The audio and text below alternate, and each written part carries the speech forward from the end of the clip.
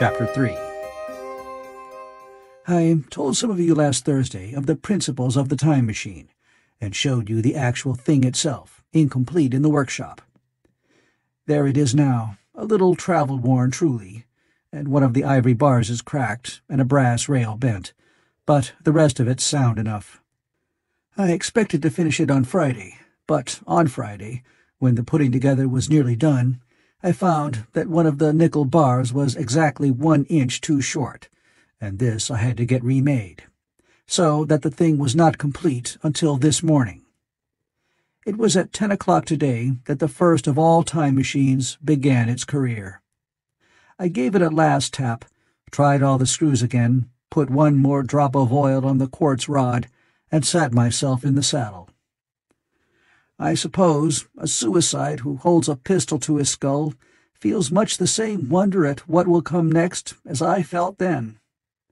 I took the starting lever in one hand and the stopping one in the other, pressed the first, and almost immediately the second. I seemed to reel. I felt a nightmare sensation of falling, and looking around, I saw the laboratory exactly as before. Had anything happened? For a moment, I suspected that my intellect had tricked me. Then I noted the clock. A moment before, as it seemed, it had stood at a minute or so past 10. Now it was nearly 3:30. I drew a breath, set my teeth, gripped the starting lever with both hands, and went off with a thud. The laboratory got hazy and went dark. Mrs. Watchett came in and walked, apparently without seeing me, towards the garden door. I suppose it took her a minute or so to traverse the place, but to me she seemed to shoot across the room like a rocket. I pressed the lever over to its extreme position. The night came like the turning out of a lamp, and in another moment came tomorrow. The laboratory grew faint and hazy, then fainter and even fainter. Tomorrow night came black, then day again, night again, day again, faster and faster still. An eddying murmur filled my ears, and a strange, dumb confusedness descended on my mind. I am afraid I cannot convey the peculiar sensations of time-traveling. They are excessively unpleasant. There is a feeling exactly like that one has upon a switchback, of a helpless, headlong motion. I felt the same horrible anticipation, too, of an imminent smash. As I put on pace, night followed day like the flapping of a black wing. The dim suggestion of the laboratory seemed presently to fall away from me, and I saw the sun hopping swiftly across the sky, leaping it every minute, and every minute marking a day.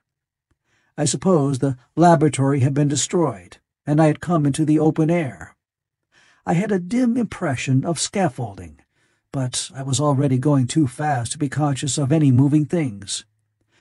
The slowest snail that ever crawled dashed by too fast for me. The twinkling succession of darkness and light was excessively painful to the eye. Then, in the intermittent darknesses, I saw the moon spinning swiftly through her quarters from new to full, and had a faint glimpse of the circling stars. Presently, as I went on, still gaining velocity, the palpitation of night and day merged into one continuous grayness. The sky took on a wonderful deepness of blue, a splendid, luminous color, like that of early twilight. The jerking sun became a streak of fire, a brilliant arch in space, the moon a fainter, fluctuating band, and I could see nothing of the stars, save now and then a brighter circle flickering in the blue. The landscape was misty and vague. I was still on the hillside upon which this house now stands, and the shoulder rose above me gray and dim. I saw trees growing and changing like puffs of vapor, now brown, now green. They grew, spread, shivered, and passed away. I saw huge buildings rise up, faint and fair, and pass like dreams. The whole surface of the earth seemed changed, melting and flowing under my eyes. The little hands upon the dials that registered my speed raced round faster and faster. Presently, I noted that the sun-belt swayed up and down, from solstice to solstice, in a minute or less, and that, consequently, my pace was over a year a minute, and minute by minute the white snow flashed across the world and vanished, and was followed by the bright, brief green of spring. The unpleasant sensations of the start were less poignant now. They merged at last into a kind of hysterical exhilaration. I remarked, indeed, a clumsy swaying of the machine, for which I was unable to account. But my mind was too confused to attend to it, so, with a kind of madness growing upon me, I flung myself into futurity. At first, I scarce thought of stopping, scarce thought of anything but these new sensations. But presently a fresh series of impressions grew up in my mind, a certain curiosity, and therewith a certain dread, until at last they took complete possession of me. What strange developments of humanity, what wonderful advances upon our rudimentary civilization, I thought, might not appear when I came to look nearly into the dim, elusive world that raced and fluctuated before my eyes. I saw great and splendid architecture rising about me, more massive than any buildings of our own time, and yet, it seemed, built of glimmer and mist. I saw a richer green flow up the hillside and remain there, without any wintry intermission. Even through the veil of my confusion, the earth seemed very fair, and so my mind came round to the business of stopping. The peculiar risk lay in the possibility of my finding some substance in the space which I, or the machine, occupied. So long as I travelled at a high velocity through time, this scarcely mattered. I was, so to speak, attenuated, was slipping like a vapour through the interstices of intervening substances. But to come to a stop involved the jamming of myself, molecule by molecule, into whatever lay in my way, meant bringing my atoms into such intimate contact with those of the obstacle that a profound chemical reaction, possibly a far-reaching explosion, would result, and blow myself and my apparatus out of all possible dimensions, into the unknown. This possibility had occurred to me again and again while I was making the machine, but then I had cheerfully accepted it as an unavoidable risk, one of the risks a man has got to take. Now the risk was inevitable. I no longer saw it in the same cheerful light. The fact is that, insensibly, the absolute strangeness of everything, the sickly jarring and swaying of the machine, above all, the feeling of prolonged falling, had absolutely upset my nerve. I told myself that I could never stop, and with a gust of petulance I resolved to stop forthwith. Like an impatient fool, I lugged over the lever, and incontinently the thing went reeling over, and I was flung headlong through the air. There was the sound of a clap of thunder in my ears. I may have been stunned for a moment.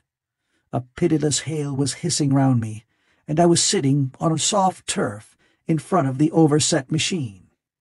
Everything still seemed grey, but presently I remarked that the confusion in my ears was gone. I looked round me. I was on what seemed to be a little lawn in a garden, surrounded by rhododendron bushes, and I noticed that their mauve and purple blossoms were dropping in a shower under the beating of the hailstones. The rebounding, dancing hail hung in a cloud over the machine and drove along the ground like smoke. In a moment I was wet to the skin. "Fine hospitality," said I, "to a man who has travelled innumerable years to see you." Presently I thought what a fool I was to get wet. I stood up and looked round me. A colossal figure, carved apparently in some white stone, loomed indistinctly beyond the rhododendrons through the hazy downpour, but all else of the world was invisible. My sensations would be hard to describe. As the columns of hail grew thinner, I saw the white figure more distinctly, It was very large, for a silver birch tree touched its shoulder. It was of a white marble, in shape something like a winged sphinx, but the wings, instead of being carried vertically at the sides, were spread so that it seemed to hover. The pedestal, it appeared to me, was of bronze and was thick with verdigris. It chanced that the face was towards me. The sightless eyes seemed to watch me. There was the faint shadow of a smile on the lips. It was greatly weather-worn, and that imparted an unpleasant suggestion of disease. I stood looking at it for a little space, half a minute perhaps, or half an hour. It seemed to advance and to recede as the hail drove before it denser or thinner. At last I tore my eyes from it for a moment and saw that the hail curtain had worn threadbare, and that the sky was lightening with the promise of the sun. I looked up again at the crouching white shape, and the full temerity of my voyage came suddenly upon me. What might appear when that hazy curtain was altogether withdrawn? What might not have happened to men? What if cruelty had grown into a common passion? What if, in this interval, the race had lost its manliness and had developed into something inhuman, unsympathetic, and overwhelmingly powerful? I might seem some old-world, savage animal, only the more dreadful and disgusting for our common likeness, a foul creature to be incontinently slain. Already I saw other vast shapes, huge buildings with intricate parapets and tall columns, with a wooded hillside dimly creeping in upon me through the lessening storm. I was seized with a panic fear. I turned frantically to the time machine and strove hard to readjust it. As I did so, the shafts of the sun smote through the thunderstorm. The gray downpour was swept aside and vanished, like the trailing garments of a ghost.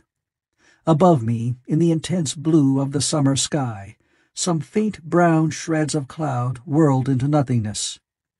The great buildings about me stood out clear and distinct, shining with the wet of the thunderstorm, and picked out in white by the unmelted hailstones piled along their courses. I felt naked in a strange world. I felt as perhaps a bird may feel in the clear air, knowing the hawk wings above and will swoop. My fear grew to frenzy. I took a breathing space, set my teeth, and again, grappling fiercely, wrist and knee with the machine. It gave under my desperate onset and turned over. It struck my chin violently. One hand on the saddle, the other on the lever, I stood panting heavily in attitude to mount again. But with this recovery of a prompt retreat, my courage recovered. I looked more curiously and less fearfully at this world of the remote future. In a circular opening, high up in the wall of the nearer house, I saw a group of figures clad in rich soft robes. They had seen me, and their faces were directed towards me. Then I heard voices approaching me. Coming through the bushes by the white sphinx were the heads and shoulders of men running. One of these emerged in a pathway leading straight to the little lawn upon which I stood with my machine. He was a slight creature, perhaps 4 feet high, clad in a purple tunic, girdled at the waist with a leather belt. Sandals, or buskins, I could not clearly distinguish which, were on his feet. His legs were bare to the knees, and his head was bare. Noticing that, I noticed for the first time how warm the air was. He struck me as being a very beautiful and graceful creature, but indescribably frail. His flushed face reminded me of the more beautiful kind of consumptive, that hectic beauty of which we used to hear so much. At the sight of him, I suddenly regained confidence. I took my hands from the machine.